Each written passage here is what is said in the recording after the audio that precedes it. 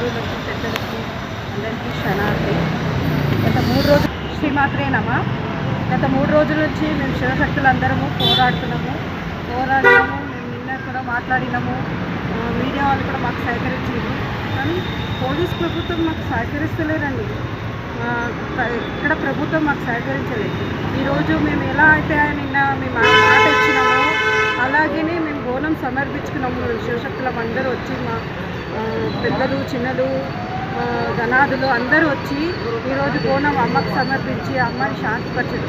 కానీ ఎవడైతే చేసిండో వాడిని మాత్రం అమ్మ వదిలేదండి. వదిలే సమస్య లేదు. వాడు మాత్రం బయటకు వస్తే మా శివశక్తులకు కానీ మా ప్రజలకు కానీ ఎక్కడన్నా కనిపించినట్టు మేము ఏం చేస్తామో మాకే తెలియదండి. మాకు అంత ఉగ్రరూపం ఉన్నది.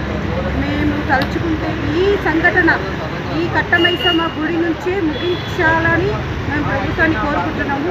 ఈ సంఘటన ఇక్కడి నుంచే ప్రతి గుడిలో ముత్యాలమ్మ గుడిలో జరిగిన సంఘటన అలాగే అయింది.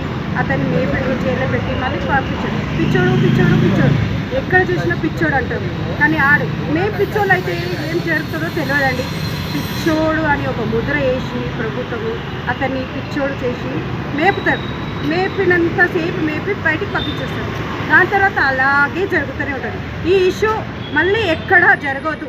ఈ కట్టమైసమ్మ గుడితోనే అంతం కావాలని మా శివశక్తి తరపు నుంచి మా ప్రజల తరపు నుంచి మేము కోరుకుంటున్నాము. ఇక్కడి నుంచి ముగించాలని మేము కోరుకుంటున్నాము. జై బోలో కట్టమైసమ్మ తల్లికి.